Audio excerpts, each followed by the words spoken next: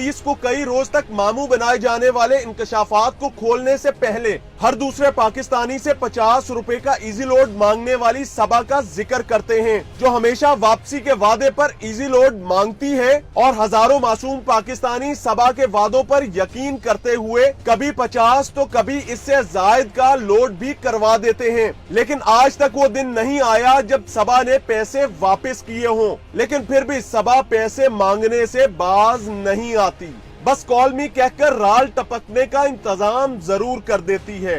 मामला यही नहीं रुका, अब तो आसिमा भी सबा के नक्शे कदम पर चल निकली है। हर आए रोज आसिमा का कोई ना कोई अजीज अस्पताल में दाखिल हो जाता है या फिर वो खुद किसी बड़े मसले में फंस जाती है। फिर क्या, उसे हर दूसरे तीसरे शहरी को अल्लाह के नाम और कुरान मजीद के वास्तों पर मबनी SMS करने पड़ते हैं और मुतालिबा कोई हजारों रुपए का नहीं होता, बल्कि सिर्फ चंद सौ रुपए में आसिमा का मरीज और वो खुद मुश्किल से निकल भी आती है। इस किस्म की नौसरबाजियों पर मबनी तमाम मैसेजेस में खवातीन की जानिब से कॉल मी लाजमी कहा जाता है, और अगर ऐसा ना भी कहा जाए तो खातून ये जरूर बता देती है कि हम एक दूसरे को जानते हैं। आज के प्रोग्राम में टीम लाहौर पूछता है आपके सामने एक ऐसी नौसरबाजी रखने जा रही है जिसमें नौसरबाजों ने कई रोज तक पुलिस को आला अफसरान समेत डुगडुगी पर ऐसे बंदर बनाया जैसे आप और हम मुतअद्दिद बार लारी अड्डों और रेलवे स्टेशन पर तमाशा भी देख चुके हैं।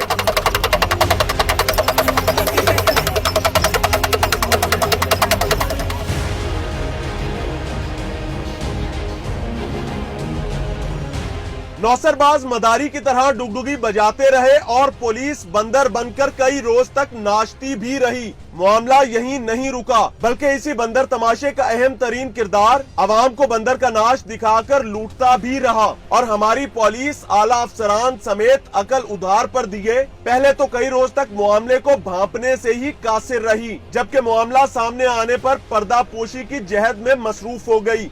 नौसरबाजों के इन ग्रोहों के खिलाफ मैं अपनी सर्विस के जो वो अपना करियर है इसमें पहले भी इनके खिलाफ कार्रवाई करके इनको अरेस्ट कर चुका हूँ। सेम काइंड ऑफ सेम जो नेचर है इस तरह का नौसरबाजी का नहीं, लेकिन इसी से मिलता जुलता। अब इस वाक़े के बाद इन मुल्ज़मान के खिलाफ अभी हमारी जो इन्वेस्टिगेशन है और इसमें इनका जो पीछा हम कर रहे हैं वो तो चल रहा है। कानून नाफिज करने वाले इदारों की बरकरफ्तारी और मौसर इंतजामात का अंदाजा इस अमर से बखूबी लगाया जा सकता है कि साल से ये कौम बेनजीर इनकम सपोर्ट प्रोग्राम और जीतो पाकिस्तान से करोड़ों रुपए जीत रही है। एक मोहतात अंदाजे के मुताबिक दर्जनों नौसरबाज ग्रोहों की जानिब से हजारों पाकिस्तानियों को लूटने की खातिर रोजाना ऐसी नौसरबाजियों की बसात बिछाई जाती है और सैकड़ों अफराद इसका शिकार भी होते हैं। लेकिन रजिस्टर्ड सिम्स के दावों के बावजूद मामला सिर्फ फाइलों की हद तक सब अच्छा है। जब किसी बड़े महकमे के मुलाजमीन या इनके अजीजों अकारिब को नौसरबाजों की जानिब से चंगल में फंसाया जाता है तो कार्रवाई भी होती है। मुल्जिमान को मीडिया के सामने भी लाया जाता है, लेकिन अगले ही रोज सैकड़ों नए पाकिस्तानियों को इनामात निकलने की नवीद भी सुना दी जाती है। अब तक जिन वाकयात का जिक्र किया जा रहा था इनमें नौसरबाजों ने मुख्तलिफ शहरियों की मासूमियत या फिर हवस का फायदा उठाया, लेकिन लाहौर के इलाके रायविंड में कई रोज तक जारी रहने वाली नौसरबाजी ने पुलिस को बतौर महकमा ही मामू बना लिया। पुलिस जाने अनजाने में इनके अहकामात पर अमल करती रही और सरकारी एहलकार ही नौसरबाजों की लूट मार करवाते रहे। किन्ने तेन भेजा सी मेरे को सारे दुकानों तो कार्ड तू इकट्ठे कीते ने तुसी लेके आए सी कार्ड? जी साहब। की करने से कार्ड तुसी अफसरों ने पूछो।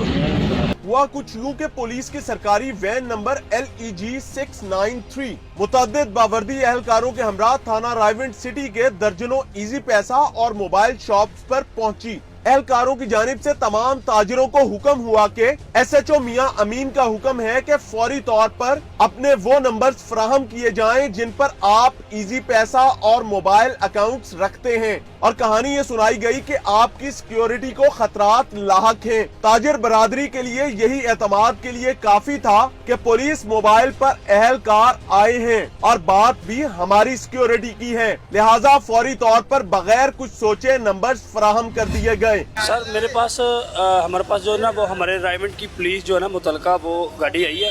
उन्होंने कहा कि SHO आपका डाटा मांग रहे हैं, आपको अपना नंबर और अपना विजिटिंग कार्ड और अपना नाम दें। हमने दे दिया। हमने कहा SHO साहब को नए आए हैं, उन्होंने मंगवाया होगा, हमने दे दिया। मोबाइल नंबर जाने की देर थी कि थाने से फोन आने लगे। बताया गया कि फोन करने वाला शख्स SHO थाना रायविंड सिटी मियां अमीन है और मुतालिबा आप खुद ही सुन लीजिए। अच्छा मतलूब साहब, मामला क्या हुआ था, पूरी तफसील से जरा बताइए। सर मेरे पास हमारे पास जो है ना वो हमारे रायविंड की पुलिस जो है ना मुतलका वो गाड़ी आई है। उन्होंने कहा जी SHO आपका डाटा मांग रहे हैं, आपको अपना नंबर और अपना विजिटिंग कार्ड और अपना नाम दें। हमने दे दिया। हमने कहा SHO साहब को नए आए हैं, उन्होंने मंगवाया होगा, हमने दे दिया।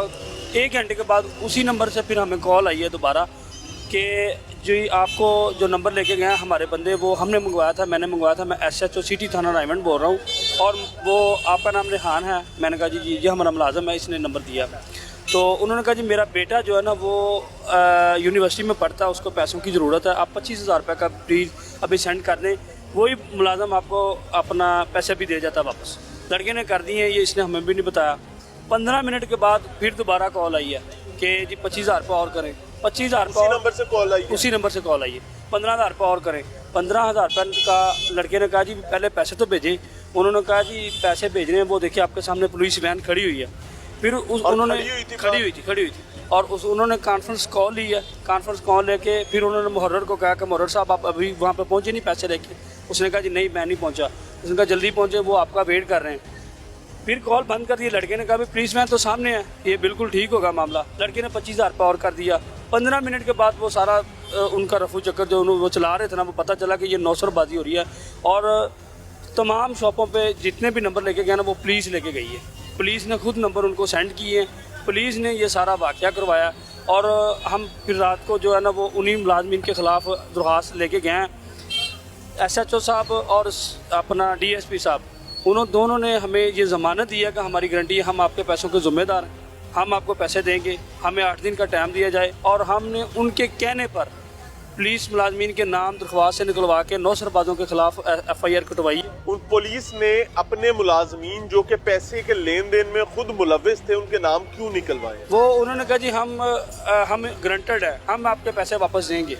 लेकिन उन्होंने अभी तक ना तो पैसे दिए हैं, ना उन्होंने हमें एक कॉल भी नहीं की। 1 माह का तकरीबन गुजर चुका है, 1 माह का वाक़या हो चुका है, अभी तक उन्होंने हमें एक कॉल भी नहीं की और ये उन्होंने हमसे 8 दिन का टाइम लिया था। अच्छा, आप जब पुलिस के पास जाते हैं, जाहिर है आप DSP के पास भी गए होंगे, आप SHO के पास भी गए होंगे, SP के पास भी गए होंगे, क्या मौक़िफ़ अख्तियार करते हैं? वो हम उनके पास गए हैं, वो उन्होंने हमारे सामने वो अपने मुलाजमीन को खड़ा किया, वो मुलव्वस हैं, वो खुद मानते हैं कि जी हमारे मुलाजमीन का कसूर है, हमारे मुलाजमीन जो है वो ये मुलव्वस हैं, लेकिन हम ये इनका रोज़गार है, ये वो ऐसे उन्होंने हमें कहा इनको छोड़ दें। अच्छा, मुलाजमीन का तो रोजगार हो गया, जो बंदा सारा दिन मेहनत करता है, कारोबार करता है, मेहनत करके अपना पैसा कमाता है, उसका कोई रोजगार नहीं। पुलिस वालों को सोचना चाहिए ना, ये तो पुलिस वालों को सोचना चाहिए ना कि ये भी तो पैसे कमा रहे हैं ना, ये भी तो कमा के 50,000 रुपये इजी पैसे में कब इकट्ठा होना है ये तो हमें पता है ना, हमने कैसे इकट्ठा करना है, कैसे किया था। अभी तक उन्होंने हमें एक कॉल भी नहीं। मैं फिर उसके बाद पुलिस स्टेशन भी गया हूँ SP साहब के पास, वो दोबारा मिले नहीं, DSP साहब मिले ही नहीं। क्या कहते हैं? वो मिले ही नहीं, ऑफिस में नहीं थे। उन्होंने कहा जी आज वो मीटिंग में है। फिर दोबारा मैं इन्वेस्टिगेशन पुलिस के पास गया हूँ जी हमारा केस, उन्होंने कहा जी वो अभी CDR के लिए भेजा हुआ नंबर, वो सारे नंबर वो जिन नंबरों पर हमने ईदी पैसा किया है, जिस नंबर से कॉल आई है, जो मुलाजमीन थे हमारे पास सब कुछ उसका डाटा, हमने दरख्वास्त में उन सब का नंबर भी दिए हैं, नाम भी दिए हैं, लेकिन पुलिस ने अभी तक कोई कार्रवाई नहीं की। ठीक हो गया। अच्छा, एक चीज़ ना आप ज़रा दोबारा से बता दें, लेकिन डिटेल में बताइएगा कि जिस दिन वो आए हैं उस दिन कितने एहलकार थे, वर्दी में थे, ये वो सारी चीज़ वो बता दें। वो 4 थे, एक ASI और 2 कांस्टेबल और एक ड्राइवर वैन का। एक वैन थी, 4 मुलाजमीन थे, बस एक ASI था जी, यूनिफॉर्म में थे और उनकी ऑन ड्यूटी थे, उनकी ड्यूटी भी यहाँ पे ही थी, वो फिर रहे थे बाज़ार में ना, ड्यूटी उनकी लगी हुई थी यहाँ पे। तो हमने भी यही सोचा ये हमारे थाने की गाड़ी है, ये रायविंड की है, तो हमने इसीलिए उनको नंबर दे दिए। असल में हमने ये सोचा ही नहीं ना भी ये कौन है, किधर से आई, ये जब पुलिस वैन रायविंड की थी पुलिस। अच्छा, ऐसी क्या मजबूरी थी कि आपको एक बंदा फ़ोन करता है और वो कहता है कि मैं SHO थाना रायविंड सिटी बोल रहा हूँ, तो 25,000 रुपया पहले भेजें, 15 फिर भेजें, इस तरह करके 50,000 रुपये भेजने का कहता है और आप एक टेलीफोन कॉल पे पैसे भेज देते हैं, ऐसी क्या मजबूरी? वो असल में उन्होंने हमारे पास गाड़ी शो की है कि ये आपके पास गाड़ी खड़ी हुई है। हमने कहा जी खड़ी हुई है। ये मुलाजिम आपके पास आए हैं? हमने कहा आए हैं। और वो जेन्युइन आए थे, हमारे पास आए थे।